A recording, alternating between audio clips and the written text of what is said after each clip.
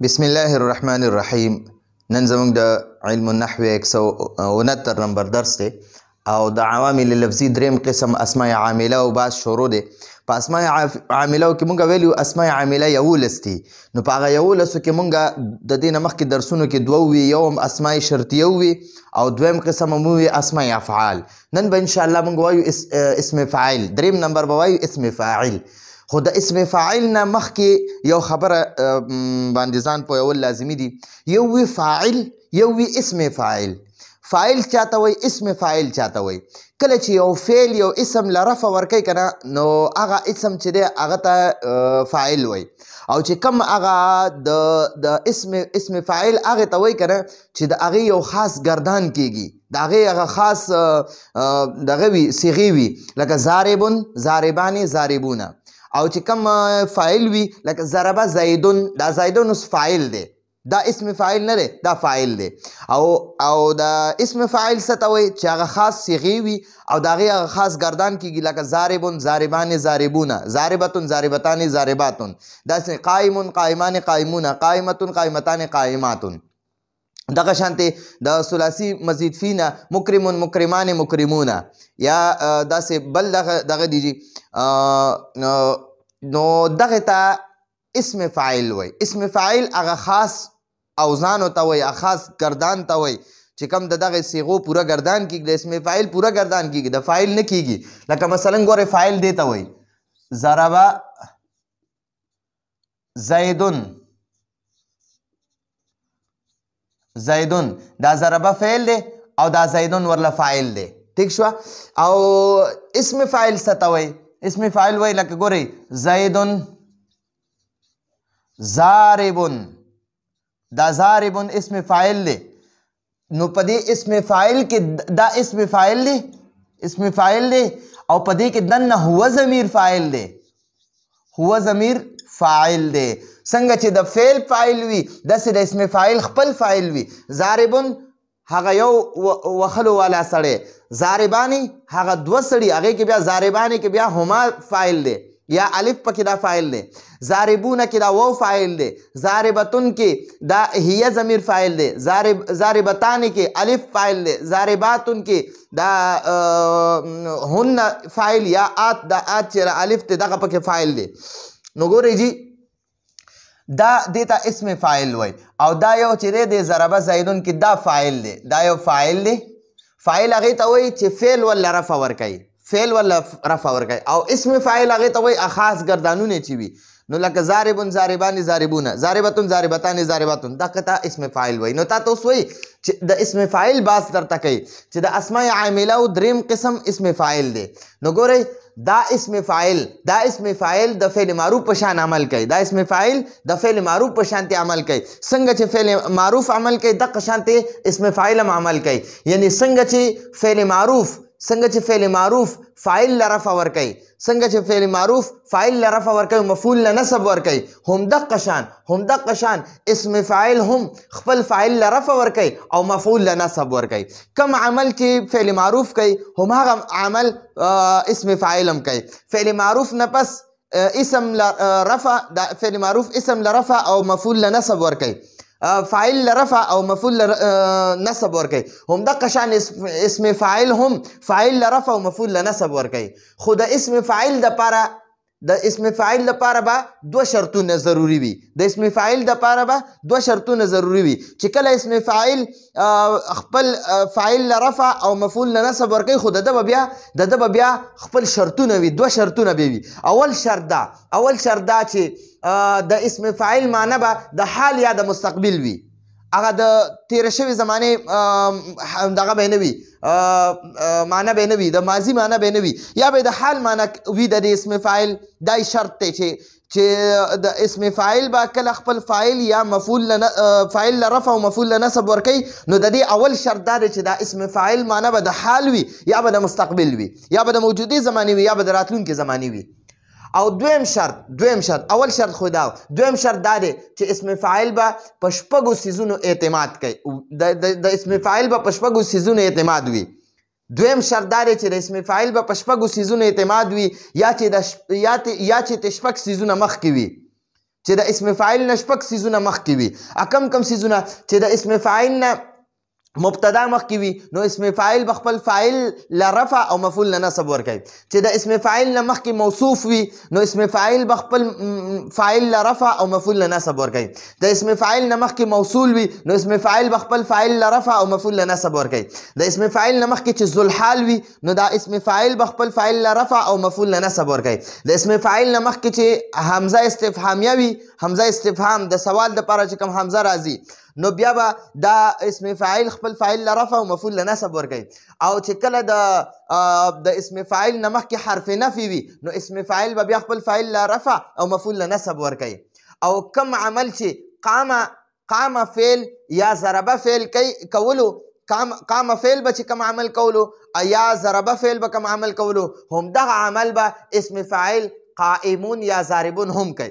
قام فعل چې دی قام فعل دا خپل فاعل له رفع ورکوي نو اسم فاعل به خپل فاعل له رفع ورکوي.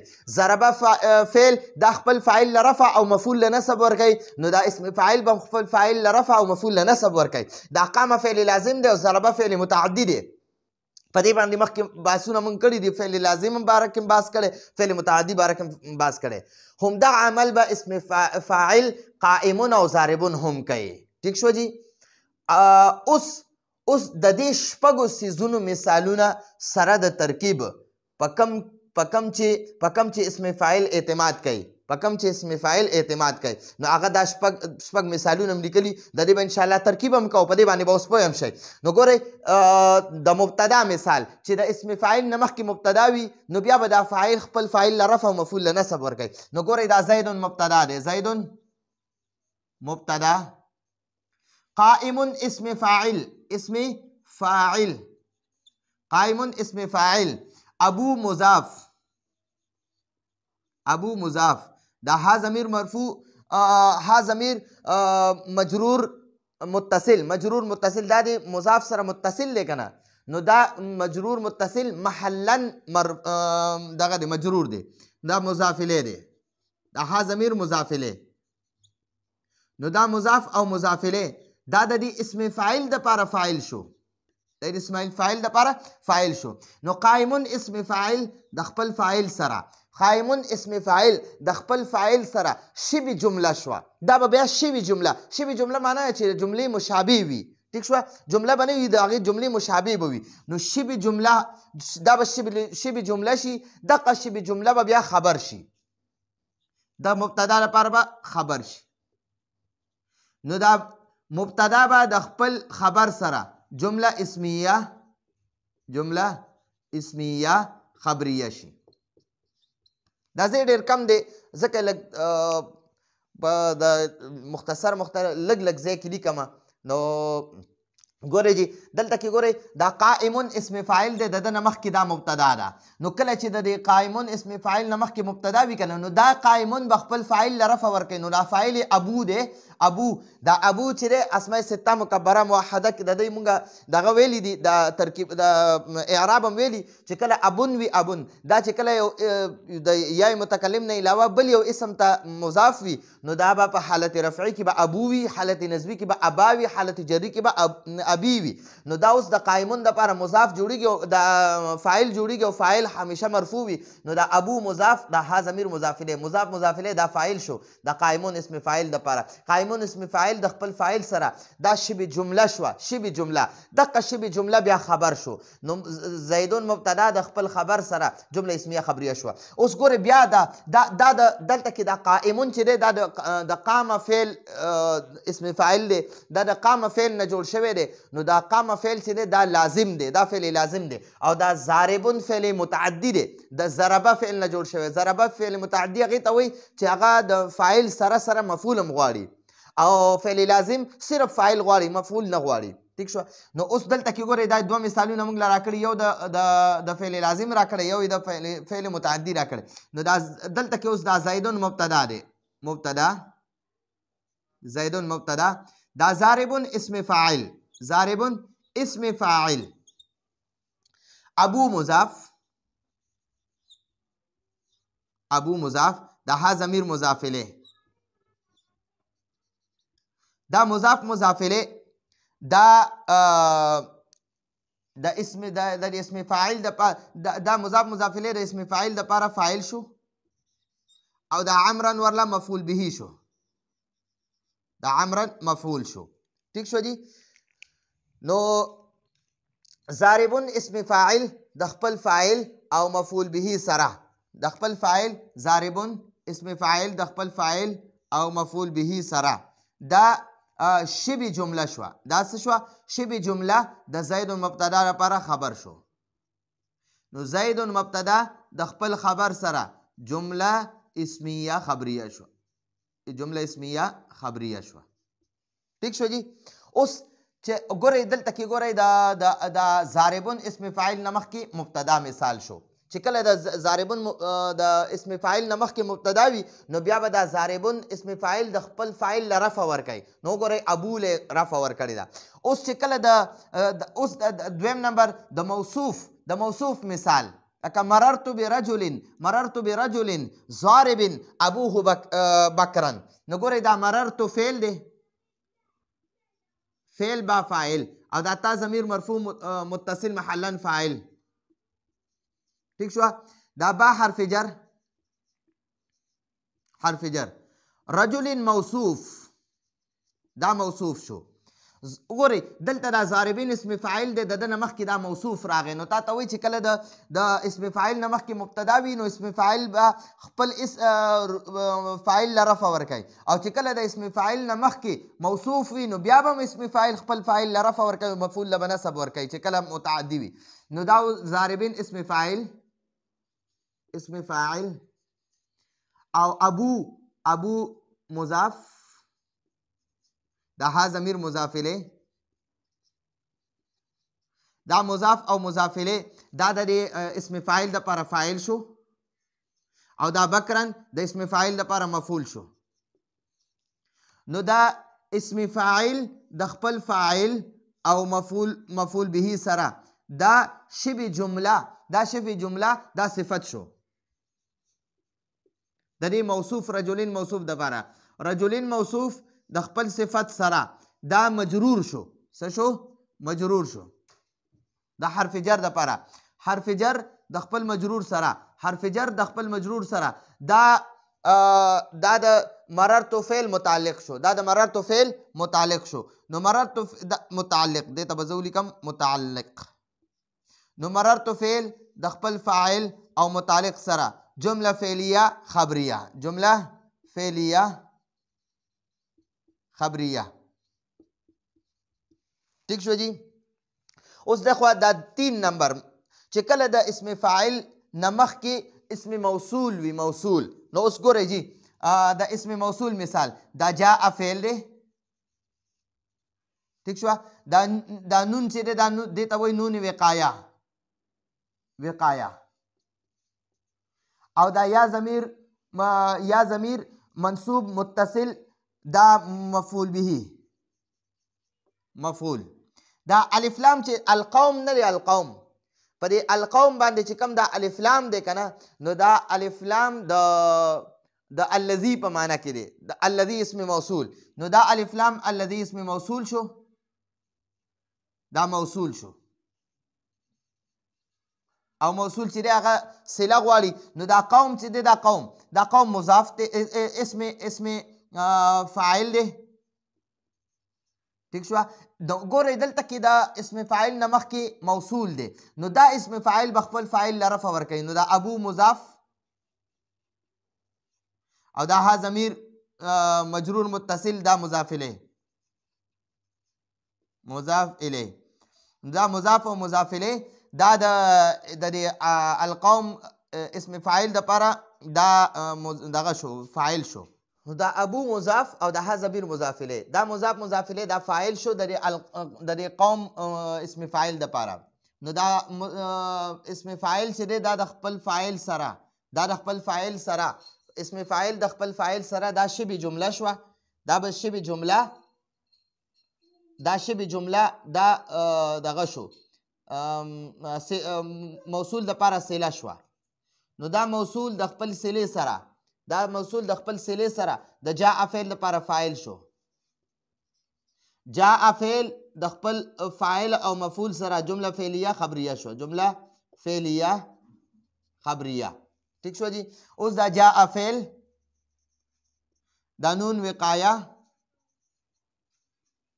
او دا یا ضمیر منصوب متصل دا مفعول به مفعول دا الضارب په دې ضارب باندې اسم فاعل باندې چې کوم الف لام دی نو دا د الذي په معنا دی الذي اسم موصول الذي اسم موصول الذي اسم موصول دا ضارب اسم فاعل دا ابو مضاف دا ها ضمیر مضاف الیه دا مضاف الیه دا فاعل شو دا اسم فاعل د پاره او دا عمرا مفعول شو والله نو دا الضارب اسم فاعل د خپل فاعل او مفعول به سره دا شبه جمله دا صله شوه نو دا اسم موصول دا الف لام چې دا الف لام په دې الضارب باندې چې کوم الف لام دی نو دا اسم موصول دا اسم موصول دی دا اسم موصول د خپل صله سره دا د جاء فعل لپاره فاعل شو ٹھیک شو جی جاء فعل د خپل فاعل او مفعول به سره جمله فعلیه خبریه شو دا جمله فعلیه شو اوس چې کله د اسم موصول د اسم فاعل نمخ کې ذوالحال وي نو د ذوالحال مثال دا جاء فعل دا نون وقایه او دا یا ضمیر دا مفعول به دا زید ذوالحال او دا راکبا اسم فاعل غلام مضاف دا ها ضمیر مجرور متصل مضاف الیه دا مضاف الیه شو نو دا مضاف و مضاف الیه دا د اسم فاعل د لپاره فاعل شو او دا فرسن ورله مفعول به شو مفعول به نو دا راکبا اسم فاعل د خپل فاعل او مفعول به سره دا شبه جمله چې دا حال شو نو دا ذوالحال د خپل حال سره نه دا شبه جمله نه ذوالحال د خپل حال سره دا شبه جمله فاعل شو ٹھیک شو جی نه جی د ذوالحال لپاره دا حال چې دا شبه جمله شو دا شاته شبه جمله دا د ذوالحال لپاره حال شو او دا ذوالحال د خپل حال سره دا فاعل شو د فعل د جاء فعل لپاره جاء فعل د خپل فاعل او مفعول به سره دا جمله فعلیه خبریه شو خبریه دا قشان د حقیقت زی ډیر کم دی او دا به ان شاء الله دا ترکیب وکړو دا چې کله د اسم فاعل نمخ کې حمزه استفهام وي نو دا وی اضارب زید عمرا کیا زید نے عمر کو مارا آیا زید عمر وخلو نو دا حمزه استفهام شو استفهام او دا ضارب اسم فاعل دا زید فاعل دا عمرا مفعول نو ضارب اسم فاعل د خپل فاعل او